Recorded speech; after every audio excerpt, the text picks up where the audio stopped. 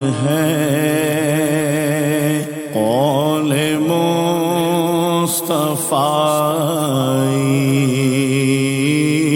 قرآن ہے حال مصطفی۔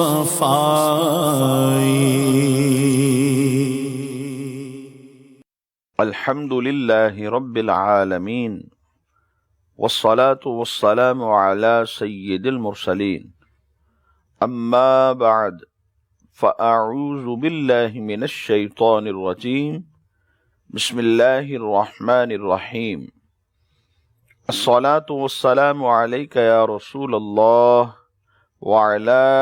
آلک واصحابک یا حبیب اللہ الصلاة والسلام علیک یا نبی اللہ وعلى آلک واصحابک یا نور اللہ۔ حضور سرور دو عالم صلی اللہ تعالی علیہ وآلہ وسلم کا ارشاد پاک ہے، اکثر الصلاة علی یوم الجمعہ فإنہ یوم مشہود تشہدہ الملائکہ، کہ تم مجھ پر جمعۃ المبارک کے دن درود پاک کی کثرت کیا کرو، کیونکہ یہ دن یوم مشہود ہے اور اس دن میری بارگاہ میں فرشتے حاضر ہوتے ہیں۔ لیس من عبد یصلی علی الا بلغنی صوتہ حیث کان، اور فرمایا کہ جو مجھ پر درود پڑتا ہے اس کی آواز مجھ تک پہنچ جاتی ہے۔ جب آقا دو عالم صلی اللہ تعالی علیہ وآلہ وسلم نے یہ بات ارشاد فرمائی تو صحابہ کرام علیہم رضوان نے عرض کیا، وبعد وفاتک، کہ کیا اے اللہ کے رسول صلی اللہ تعالی علیہ وآلہ وسلم یہی کیفیت آپ کی وفات ظاہری کے بعد، وصال ظاہری کے بعد بھی ہوگی؟ تو حضور سرور دو عالم صلی اللہ تعالی علیہ وآلہ وسلم نے ارشاد فرمایا، وبعد وفاتی، ہاں میری وفات کے بعد، میرے وصال ظاہری کے بعد بھی یہی کیفیت ہوگی۔ اور پھر اس کے بعد اس کی وجہ ارشاد فرمائی، ان اللہ حرم علی الارض ان تأکل اجساد الانبیاء او کما قال علیہ السلام، بے شک اللہ تبارک و تعالی نے زمین پر انبیاء کے جسموں کو کھانا حرام کر دیا ہے۔ صلو علی الحبیب صلی اللہ تعالی علی محمد صلی اللہ علیہ وسلم۔ پیارے اسلامی بھائیو، مدنی چینل کے ناظرین، رمضان المبارک کی پر نور ساعتیں ہیں۔ ہم ایک مرتبہ پھر اپنے سلسلے درس بخاری میں آپ کو خوش آمدید کہتے ہیں۔ اس سلسلے میں آپ سن سکیں گے نبی کریم صلی اللہ تعالی علیہ وآلہ وسلم کی احادیث مبارکہ اور معتبر و معتمد شروحات کی روشنی میں آپ یہ سماعت کر سکیں گے، آپ یہ جان پائیں گے کہ نبی پاک صلی اللہ تعالی علیہ وآلہ وسلم کی اپنی ان احادیث کریمہ کے پیش نظر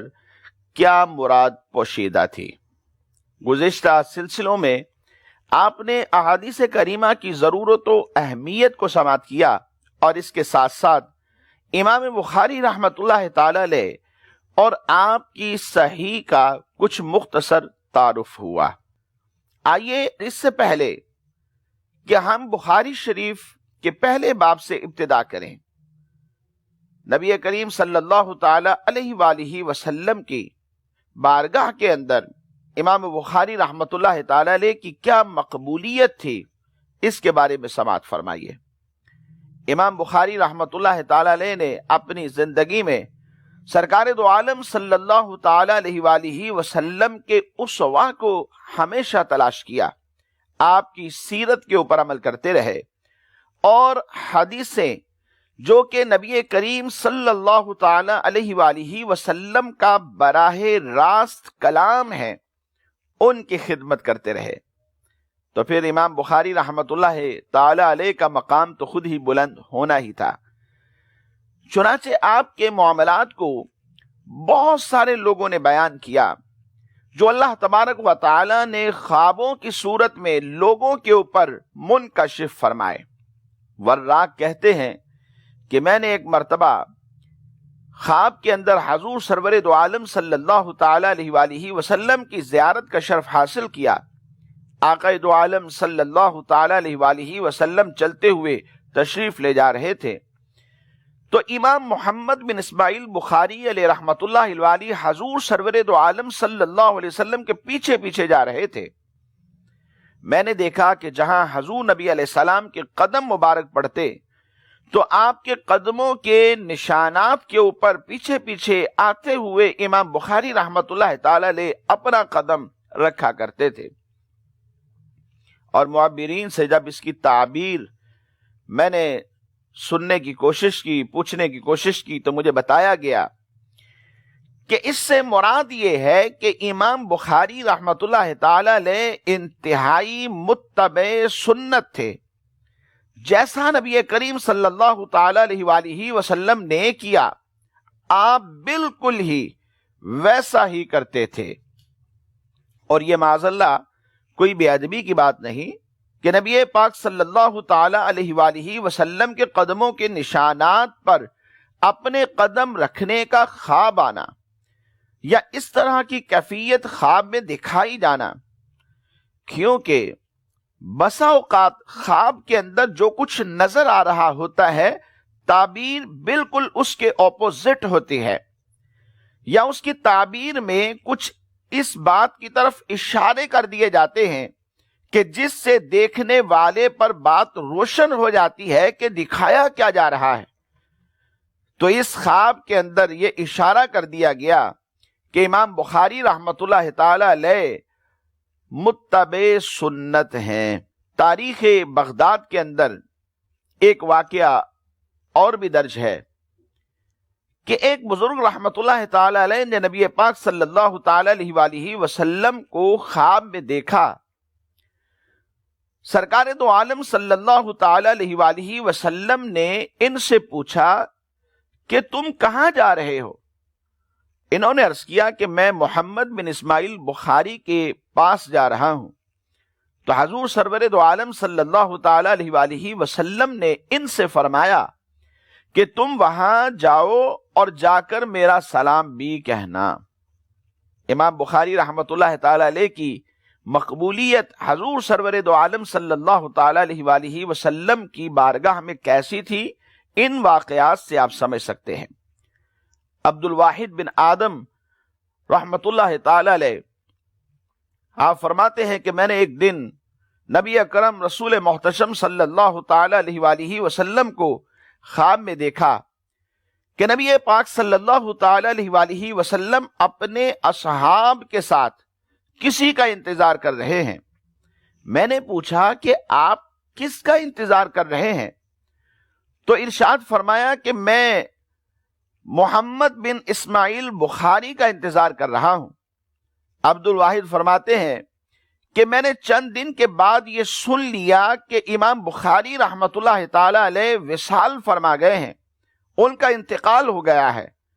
پھر میں نے جب تحقیق کی، وہ دن کہ جب مجھے حضور نبی علیہ السلام کا خواب آیا تھا، آپ کی میں نے زیارت کا شرف حاصل کیا، اصحاب رسول بھی ساتھ تھے اور حضور نبی علیہ السلام امام بخاری کا انتظار فرما رہے تھے، اس دن کو بھی ذہن میں رکھا اور اپنی تحقیق سے مجھے یہ پتا چلا کہ جس رات مجھے حضور نبی پاک صلی اللہ علیہ وسلم خواب میں نظر آئے کہ آپ امام بخاری کا انتظار کر رہے ہیں، اسی رات میں امام بخاری رحمت اللہ تعالی علیہ کا انتقال ہو گیا تھا۔ مدنی چینل کے ناظرین، آخر میں امام بخاری رحمت اللہ تعالی علیہ کے مزار کی برکت بیان کرتے ہوئے میں عرض کرتا ہوں کہ امام بخاری علیہ رحمت اللہ الوالی کی نماز جنازہ کے بعد جب آپ کی قبر پر مٹی ڈال دی گئی تو لوگ یہ کہتے ہیں کہ ایک طویل مدت تک آپ رحمت اللہ تعالی علیہ کی قبر مبارک سے خوشبو آتی رہی اور لوگ دور دور سے آ کر امام بخاری رحمۃ اللہ تعالی علیہ کے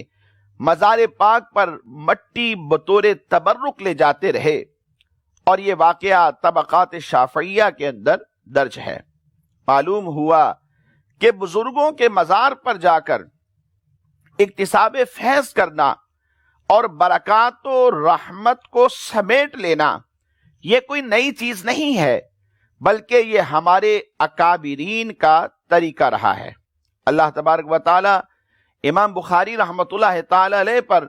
اور آپ کے مزار پاک پر اپنی بے شمار رحمت نازل فرمائے، اور ہمیں بھی امام بخاری رحمۃ اللہ تعالی علیہ کے فیوز و برکات سے تا حیات فیضیاب ہوتے رہنے کی توفیق نصیب فرمائے۔ جی آئیے اب ناظرین، بخاری شریف میں پہلا باب امام بخاری رحمۃ اللہ تعالی علیہ نے کیا درج فرمایا اس کے بارے میں سماعت فرمائیے۔ امام بخاری رحمۃ اللہ تعالی علیہ نے پہلے جو کتاب لکھی ہے وہ کتاب الوحی کے نام سے ہے، اور اس کے اندر جو باب آپ نے باندھا ہے اس کا نام دیا باب کیف کان بدء الوحی۔ بخاری کا جو پہلا باب ہے وہ بدء الوحی کے نام سے ہے، یعنی وحی کی ابتدا کیسے ہوئی، یہ وحی آیا کیسے کرتی تھی۔ اس باب میں امام بخاری رحمۃ اللہ تعالی علیہ نے اسی حوالے سے کلام فرمایا اور ذکر کیا کہ وحی کی ابتدا کیسے آیا کرتی تھی، اور وحی آنے کا طریقہ کیا ہوتا تھا، اور وحی نازل ہونے کے وقت حضور سرور دو عالم صلی اللہ تعالی علیہ وآلہ وسلم کی کیفیات کیا ہوتے تھے، اور صحابہ کرام علیہم الرضوان کی اس حوالے سے کیا آراء ہیں، انہیں امام بخاری رحمۃ اللہ تعالی علیہ نے ذکر فرمایا۔ اس باب کی ابتدا میں امام بخاری رحمۃ اللہ تعالی علیہ نے ایک آیہ مبارکہ کو ذکر فرمایا۔ اصل میں امام بخاری رحمۃ اللہ تعالی علیہ کا انداز یہ ہے کہ جب کسی باب کی ابتدا فرماتے ہیں تو پہلے قرآن مجید فرقان حمید کی کوئی آیہ مبارکہ ذکر فرماتے ہیں جس کا تعلق اس باب سے ہوتا ہے، اور کبھی اسی آیہ مبارکہ جو آپ نے درج فرمائی ہوتی ہے اسی پر اکتفا فرما لیتے ہیں، اور کبھی ایسا ہوتا ہے کہ صرف آیت مبارکہ پر اکتفا نہیں کرتے بلکہ آثار صحابہ، اقوال تابعین، ائمہ فتاوی کے ارشادات وغیرہ سے اس کی تائید بھی کرتے ہیں، اور پھر اس کے بعد پوری صراحت کے ساتھ آپ حدیث کو ذکر فرماتے ہیں۔ اور کبھی ایسا ہوتا ہے کہ جو آپ حدیث لے کر آتے ہیں وہ معلق سند کے ساتھ ہوتی ہے۔ معلق سے مراد وہ حدیث مبارک جس کی سند کے شروع کے اندر کوئی راوی حذف کر دیا جاتا ہے، خواہ یہ حذف بعض کا ہو یا کل کا ہو۔ کل کا حذف مثلا حدیث بیان کرتے ہوئے یوں کہہ دیا جائے قال النبی صلی اللہ علیہ وسلم کذا، اور کبھی امام بخاری رحمۃ اللہ تعالی علیہ بغیر سند کے ہی حدیث مبارکہ کو ذکر فرما دیتے ہیں، لیکن اس کی وجہ یہ ہرگز نہیں ہوتی کہ امام بخاری رحمۃ اللہ تعالی علیہ کو اس حدیث کی سند نہیں ملی یا آپ کو اس کی سند یاد نہ تھی۔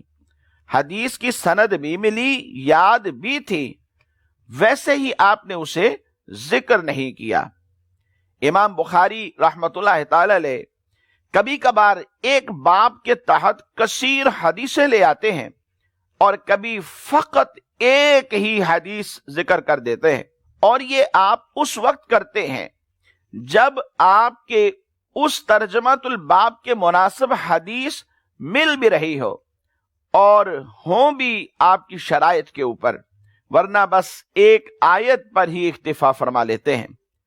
اور کبھی امام بخاری رحمۃ اللہ تعالی علیہ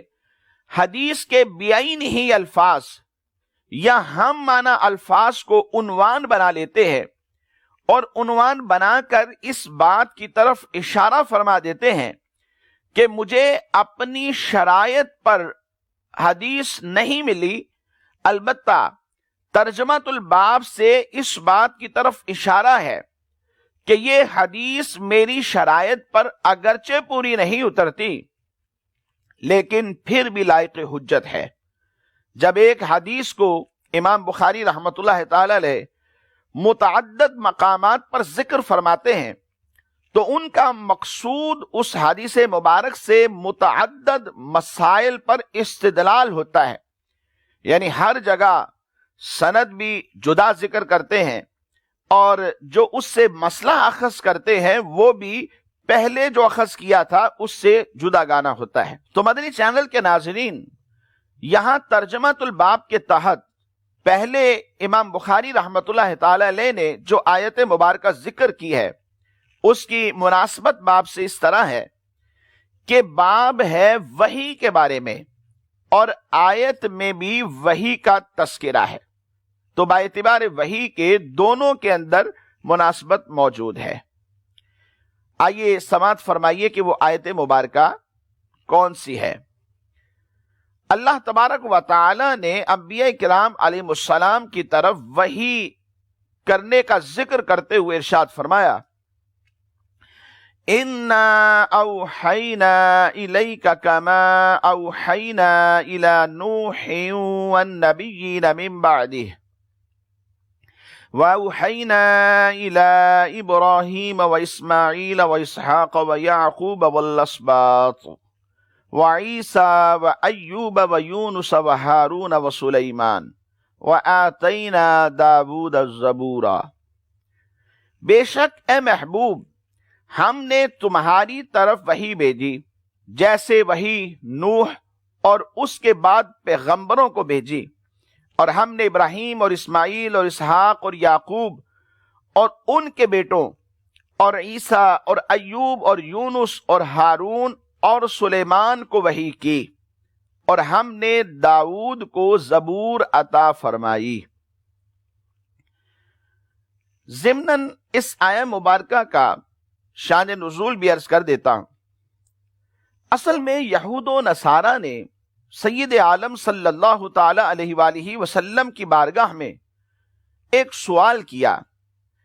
کہ آسمانوں سے ہمارے پاس یک بارگی کوئی کتاب لے کر آئے،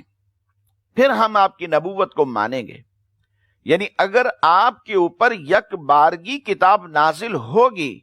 جیسے موسیٰ علی نبینا وعلیہ الصلاۃ والسلام پر نازل ہوئی،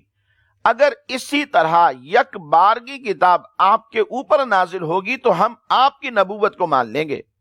تو اس پر اللہ تبارک و تعالی نے یہ آیہ مبارکہ نازل فرمائی اور ان کے اوپر حجت کو قائم کر دیا کہ حضرت موسیٰ علی نبینا وعلیہ الصلاۃ والسلام کے علاوہ اور کثیر انبیاء آئے ہیں۔ کم و بیش 11 کا تذکرہ اس آیہ مبارکہ کے اندر بھی موجود ہے کہ یہ انبیاء کرام ایسے ہیں کہ جن کو تم تسلیم کرتے ہو، جن کو تم مانتے ہو۔